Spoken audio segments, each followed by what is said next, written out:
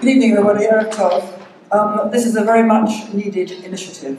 There is an urgent need to recalibrate the whole issue of the Arab war against Israel, to recalibrate it as one of war and victory, and to recalibrate it not just for the benefit of the Palestinians, but also for the West and also for Israel.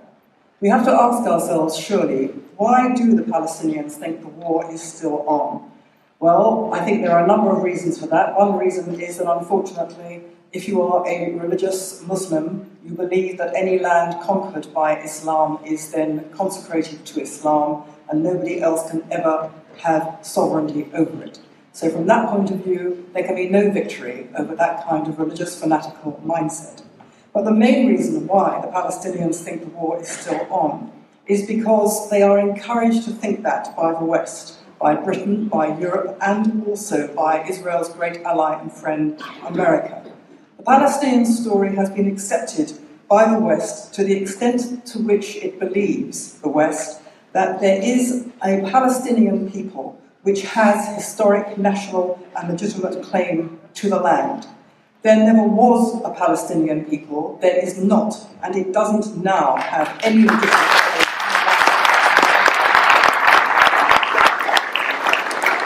Even if it did have a claim to the land, it would now be forfeit because of nearly a century of exterminatory aggression.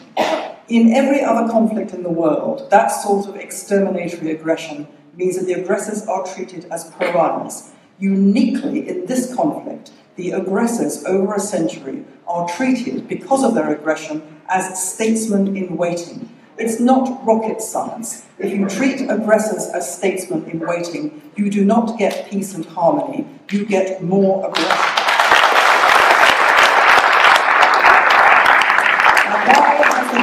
Rewarded aggression in this way, uniquely in this region. Many reasons. One is ignorance, one is malice, one is realpolitik, the desire to appease the Arabs over the oil weapon. Another reason is simply that people believe in the West, and I've heard this so many times, there is no alternative.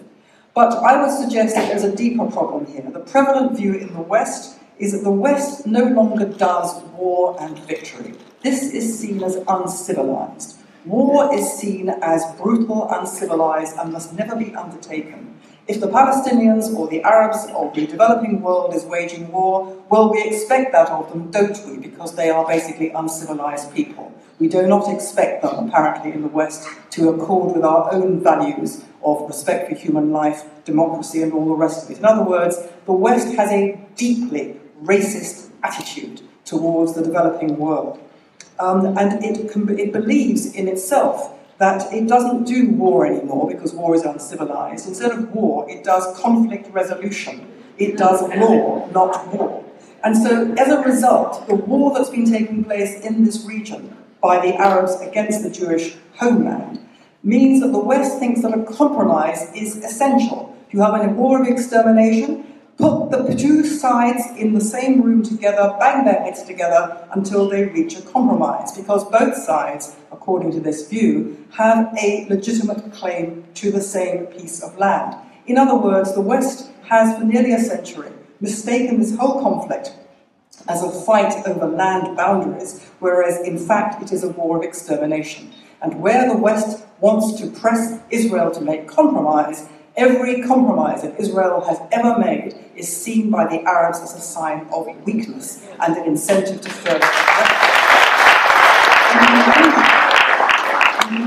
I would say the West's mistake, its conceptual, its fundamental mistake, perpetuates this conflict, indeed is a signal reason, possibly the main reason, why this conflict got underway in the first place. In the 1930s, Britain responded to the pogroms being committed by the Arabs of this land against the returning Jews and the violence committed against the then ruling British under the Palestine Mandate.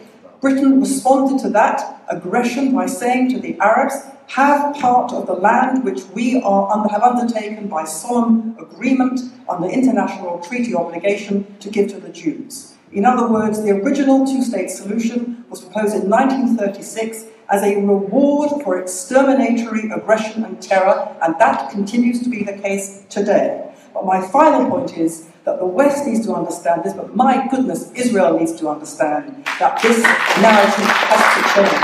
Israel is most reluctant to say to the free world, to say to the West what it should be saying. Are you crazy? Why do you treat this conflict differently from all other conflicts? And until the West and until Israel actually understand that this conflict has to be reframed as one of victory, as one of war and victory, we are not going to get anywhere. Thank you.